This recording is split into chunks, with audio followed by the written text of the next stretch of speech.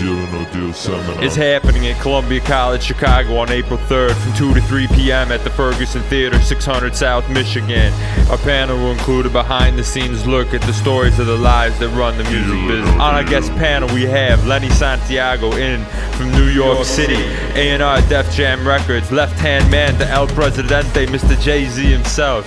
We have Don DiNapoli, Street to Sweet promoter, holla at your boy in New York, our standard represent. Deal or No Deal. Deal or no deal. You know, it's all about finding and making opportunities for yourself. If you can't find an opportunity, make an opportunity. Kind of like that's what this event is based around. You network with people, that will create exposure, and then the opportunities come from that. Like, nobody's ever going to give you anything. You have to earn it. First panelist is Sean Murphy. My name's Sean Murphy. I work for ASCAP here in Chicago. I'm the Midwest representative. We also have Jeff Sotokoff. I'm Jeff Sotokoff. I started Platform One, primarily focuses on marketing and promoting and managing independent artists that are signed to independent record companies and independent record companies. And Lenny Santiago. Lenny S. I'm the VP of A&R for Rockefeller / Def Jam Records. A&R, if you're not familiar, is artist repertoire. I sort of serve as a liaison between the artist and the record company.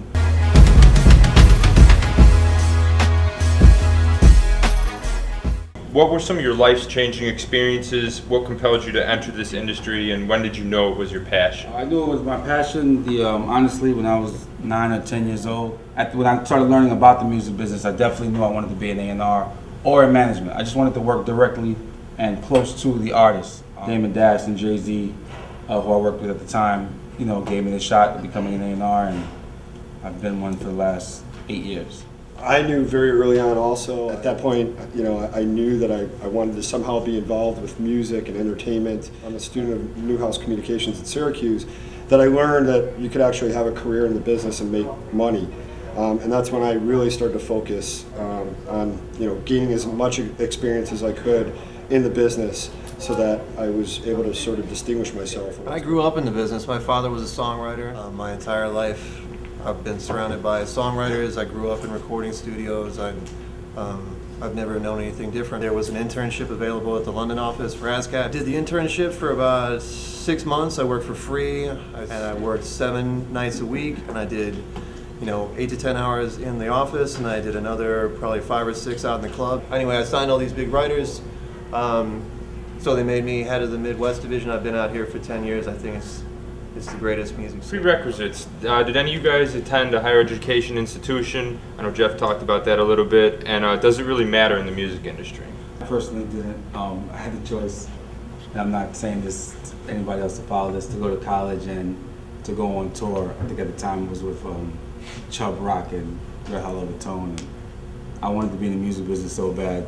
I wanted to tour. I graduated from Newhouse at Syracuse, and truthfully, didn't really make a difference. I was able to develop relationships in college that served to be invaluable. Some of my best friends, we all came out at the same time, and we were sort of we were a little coalition that helped each other out in breaking into the business. But outside of developing relationships and some experience, it didn't really put me at any advantage. Do you feel like as an entrepreneur it helps you, like having that? I think having I definitely believe having the college education that I have has been invaluable on so many levels. If I had to do it all over again, I would have a law degree.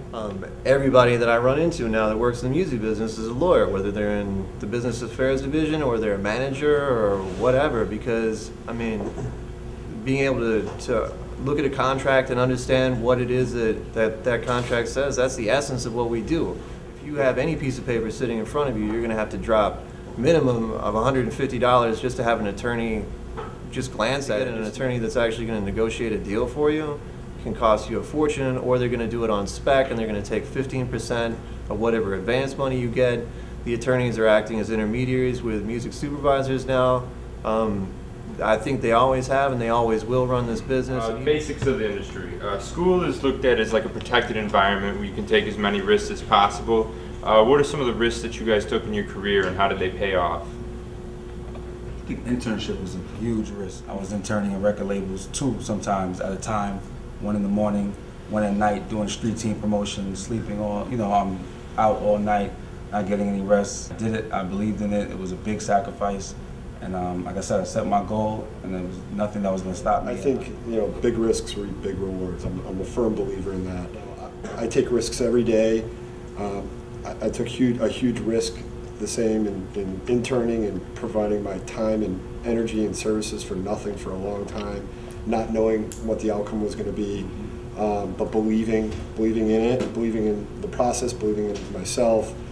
I took risks while working for artists,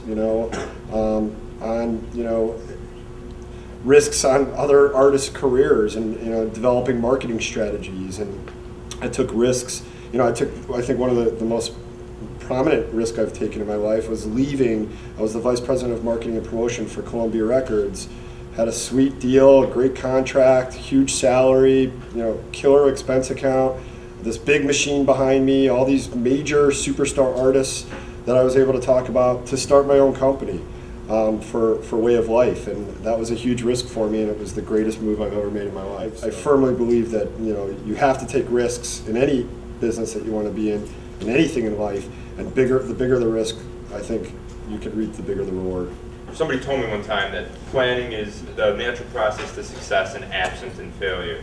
How has planning helped you guys succeed by calculating risk? I'm very goal-oriented in everything that I do, so I'm a big planner. I believe in having a really smart strategic plan in whatever you're choosing to do in your life. Every step of the way, I formulate strategic plans, whether it be about my personal life, about my professional life, or the artists that I represent. Especially on the work side. I mean, I think that it's incredibly important to have a plan behind a project in order for that project to succeed. I agree, 100%. That's what I live by. Goal, plan, and execute. The only thing I've failed at is becoming a millionaire. But it's in the plan. It's in the plan. I'm working on it.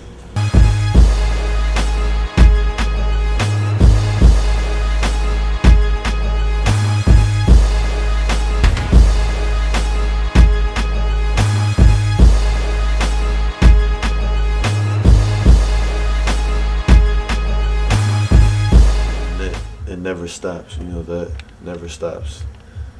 I mean, if you're really trying to be productive, you just got to keep going. Like everybody, more like, do you have, like the courage in you to be who you see yourself in your dreams,